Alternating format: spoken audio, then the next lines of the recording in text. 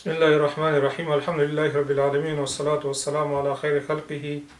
محمد وعلى آله وأصحابه أجمعين. محترم ورونه السلام علیکم. نننی درس زمونږ استاد سي د ریاض صالحین نه درشتم باب فی الامر بالمعروف والنهي عن المنکر. دا باب په باره د امر په ښو کارونو باندې امر کول او د بدو نه خل منې کول.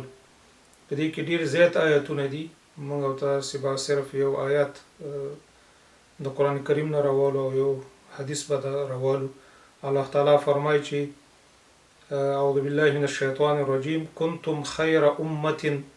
اخرجت للناس تأمرون بالمعروف وتنهون عن المنکر. تاسو ډیر بهترین امت استئ او تاسو پیدا شوی استئ، راستلی شوی استئ، خلق شوی استئ د پاره د خلقو بهتروالی ستاسو د چشي دی سبب د بهتروالی د ستاسو چې امت محمد صلی الله علیه وسلم امت بهتروالی په چشي باندې دی. الله فرمایي چې تأمرون بالمعروف چې تاسو به امر کوئ په خو کارونو باندې، هر نیک کار چې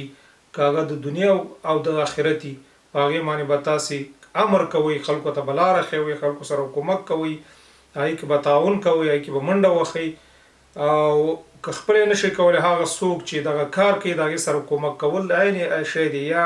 هغه طریقه او لار خودل چاته دغه ټول په دې کې شامل دي. او همدارنګه وتنهون عن المنکر د بد کارونه به تاسو ځان منې کوئ، خلق منې کوئ، خپل هم ځان اول جوړوي، بد کارونه به نه کوئ. نور خلق هر بد کار چې ورور کې نه نیولې تر غټه پوري د قتل، د ظلم، د فسق او فجور او د خلکو حقوق خوړل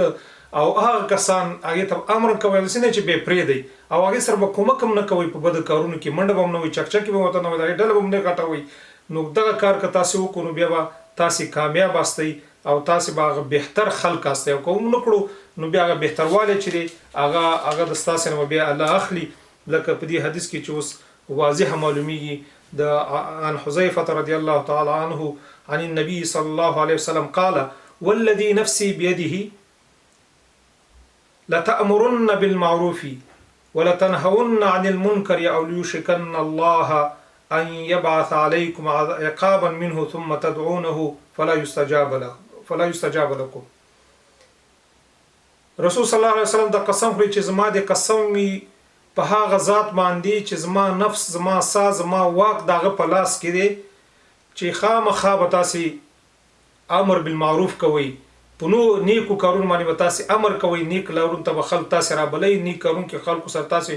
کومک کوئ، خپل به مصلح استئ، خپل به ښه خلک استئ، خپل به جوړ استئ. خو نور خلک به تاسو بیا داسې نه چې تاسو ښه خلک شو کېنئ، تاسو به نور خلک خو کارون ته را بلئ او یا او تاسو منې کوئ د بدو کارونو نه. هر بد کار چې هغه د حقوق والدین، د ښځو حقوق، د مور پلار حقوق، د خلکو حقوق، د الله حقوق، د بندگانو حقوق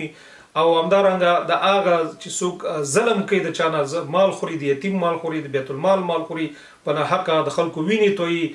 تاسو به دا خامخا به منې کوئ. هغه د لکه بل حدیث کې چې راځي هغه د وسې مطابق چې چا د لاس وسه کیږي، چا د خلو وسه کیږي، چا د ژبې وسه کیږي او کدی نه کیږي نو په زړه کې به هغه شی بد ګڼي، خلکو سره نفرت کوي، د ظالم نه نفرت کوي، د ظالم ډله به نه کوي، د ظالم ته به چکچکی نه وي، د ظالم تنظیم سره به نه یوځای کیږي او د هغې صفت به نه کوي، هغه ظالم فاسق فاجر چې قاتل دی او د خلکو حقوق خوړلي دي د هغې صفت به نه کوي. دغه ټول په دې شیانو کې راځي. نو دې تاسو به منع کوئ، خلک به منې کوئ. ښه که چېرته هم دا کار ونه کړو رسول الله صلی الله علیه وسلم فرمایي او لیوشکن او یا به ډیر زر دی چې ان یبعث علیکم چې تاسو ما الله تعالی ولیږي عقاب داسې یو عذاب به در باندې ولیږي. که چېرته دا دوه کاره تاسو ونه کوئ چې په ښو کارونو باندې خلکو ته لاره ونه ښیي او د بدې نه منې نه کوي نو ډیر زر دی چې الله تعالی به د هغې د جنم نه به د هغې د طرف نه به داسې عذاب تاسو باندې راشي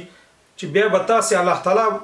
ته دعا کوئ، لاسونه به پورته کوئ نو بیا به تاسو ته هغه دعا نه قبلېږي. دا حدیث ترمذي روایت کړی. یعنی دغه حالت زمونږ او ستاسې اوسنی حالت دی، ځکه دغه کار مونږ پرېښی، امت دا کار پرېښی دی، دا خلکو دا کار پرېښی، مور او پلار دا کار پرېښی، مشرانو پرېښی دی، په مجتمع کې مخور خلکو پرېښی دی چا چې وسه رسیږي هغوی دا کار پرېښی دی چې د ظالمان د ظلم نه منې کوي او مظلومان خوشي کړي دي نو ځکه دغه عذاب چې دی دا په ټول امت کې عام دی خاصتا افغانستان کې تاسو ګورئ چې وینې تویږي هلته خلک وژل کېږي معلوم نه دی چې څوک دا کار کوي په د اسلام د بدنامولو دپاره بشریت د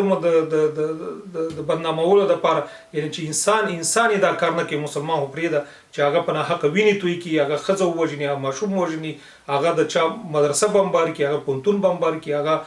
پوهنتون کې خلک ووژني دا کار د مسلمان کار نه دی نو الله تعالی دې موږ او تاسو ته سمه لار وښیي الله تعالی دې موږ او تاسو په هغه لاره روان کړي چې الله تعالی او د هغه خوښه وي وصلی الله تعالی علی خیر خلقه محمد وعلى آله واصحابه اجمعین برحمتک یا